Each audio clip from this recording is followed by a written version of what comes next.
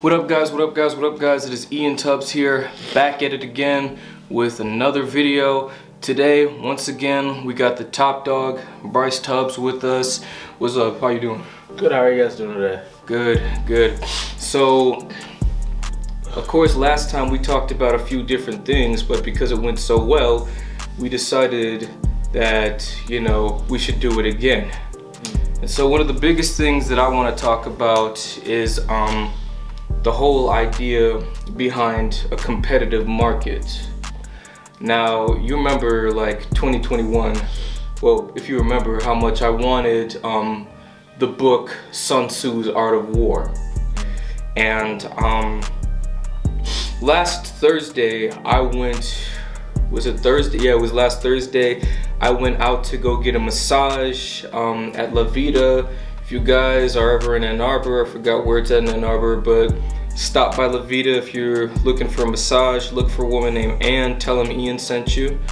And afterwards I decided, why don't I just go hit Barnes & Noble's real quick. And later on, I encountered the book Art of War.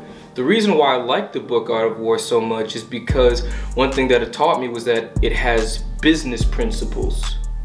So, and I'm not sponsoring this book, but I found one of the next best things is the Entrepreneur's Guide to the Art of War, where it kind of digs in more specifically to how Sun Tzu's principles can be used in the business world.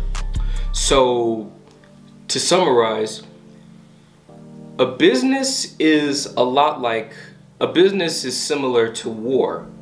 I mean, what do you think of that concept? Yeah, in what way? In what way is, I would say more of a competitive way. Because realize that an army, like war has armies, two armies fighting to win. And in business, especially in a free market economy, you got businesses that are competing to be on top. They're fighting to be the next Apple. Because at one point Apple was king. But now everybody's fighting to be the next Apple. And so, similarly, like how Burger King, Wendy's, and McDonald's, pretty much all three of the biggest fast food joints that there are. You know what I'm saying? But only one of them can be the best. Yeah, and I mean, that's cool because, like, you know, traditionally, the bigger the market, right, the harder the competition. But when it comes to like an online business, we actually have a really good kind of opportunity because there's enough room for every person to win on the internet, right? The key thing is really just like your mindset. So it's really more of a competition with yourself. For example, some people ask, like, why are we not, you know, doing $1 million per year yet with our business? I mean, we have two businesses, we've been in business for over 7 years. Like, why are we not at $1 million yet? And I've been kind of doing a lot of reflection over the last couple of days. Number one, it was a skill set gap, right? You know, because we do about 500K per year, but it was really more of a skill set gap is number one. And number two is more of a fear gap, right? Because in order for us to be able to go and do about 100,000 per month, that's about 1.2 million per year. We need to be able to spend about $20,000 to $25,000 per month in advertisements.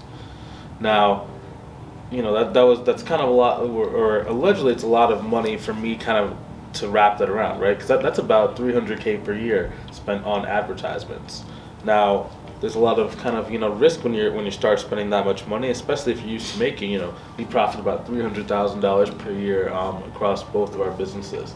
So it's just one of those kind of things where it's really a competition between yourself, right? Especially go online. And the reason why is because right now, for example, some of our main competitors in the space, like when we're talking about like coaching accountants and bookkeepers, our main competitors, there's like 4 main competitors. Now, if I didn't want to go and really compete with those same people, I would just go and write a book or some sort of advertisement that targets people who are not being targeted by my current competitors. Right? So that's how we can kind of escape competition to be able to grow a lot faster without feeling like we're directly competing with anybody, because we're creating our own basic markets, basically. Go back a little bit just now before you talked about creating the markets. What's that one thing you said?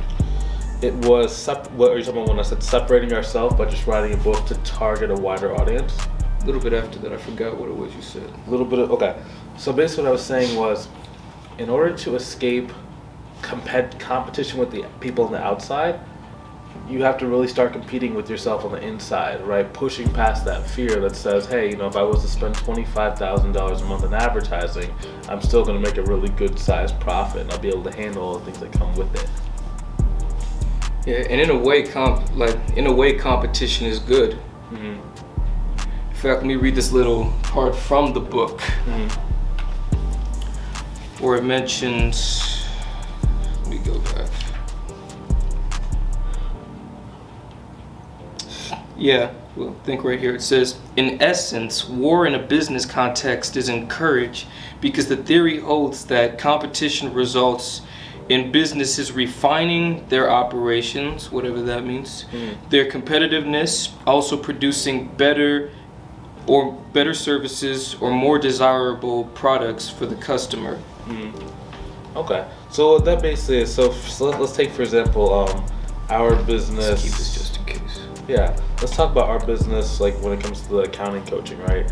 So there are like 5 main competitors that we kind of deal with, and each one of them has a slightly different thing that they offer inside of their program. Now that could be like support. So for example, sometimes people will join our program over somebody else's because we're able to go and help them out a lot faster. We can respond to them faster. Sometimes I know that this competitor doesn't really do this aspect of marketing, and we focus on that. So I'm always able to look at what our other competitors are doing, and I can kind of like either decrease our price, increase our price. I can make our service better. I can give them more support. I can talk about a different point in my marketing that my other competitors aren't able to talk about. And I can really kind of separate ourselves past those competitors to be able to grow a lot faster. So that's basically what it means. It means that competition makes it, when they say refining, that just means improving, right? So we're constantly like going back to the drawing board saying, how can I make my service, my marketing, or my sales process better? And you can do that by looking at your main competitors and seeing what they're doing well, implementing that inside of your business, see what they're doing bad, and take that out of your business. I mean, we've even had times where we've posted stuff, and remember, you've had times where you've had random people in the comment section try to advertise their business, and basically, you know, to summarize, I think, you know, join me, I can do this for you, that for you, and we just kick those comments to the curb. Yeah, that's a good point. And that even brings up a different thing, right? So how can you stand out from your competition? It's by really owning your ecosystems. And like when I say ecosystems, I mean like our platforms. So right now we have 2 Facebook groups. We have I think two to three YouTube channels we manage, right? Mine, ours, and then like our parents' one. That's technically 4 if you split up the parents' channels. We also have a really good Facebook profile. We have a really good LinkedIn kind of following as well. So we're really kind of separating ourselves from the competition by really just controlling more audience and growing a really big following. Yeah, it's just like the whole idea is just behind this book, where it talks about this is very much similar. War is similar to business. You're laying battle plans, you know, and another thing, of course, you know, always improving, keeping up with the times, not getting left behind, you know. Yeah, because like as you've seen, like most of what we do on a daily basis is more planning than actually doing stuff, right? Like as we're kind of getting to this new level and we're kind of, you know, utilizing our contractors differently, you're starting to manage more and more teams underneath you. You're seeing that a lot of this stuff is more about like thinking about what is the right thing to do and then actually acting. Why do I keep getting calls? Someone's trying to sell me something. Same person's calling every day. But it all comes down to really just being able to kind of manage. Because yeah, man, it is very similar to war. Like we spend so much time planning. Like if you think about the planning of the book, like it's taken us probably about 9 months to finish this new book. And then your book is basically finished, but we have to kind of like do some edits. We have to go and like make the websites and stuff for it. So it's like, you know, we have to plan to make sure we can actually handle spending 25 grand a month, 30 grand a month in advertising. So that's kind of where we're at. Because like right now we spend anywhere between 0 to about 6 grand a month in advertising, right? We haven't done that for like the last 3 months because we've been getting some really good push organically.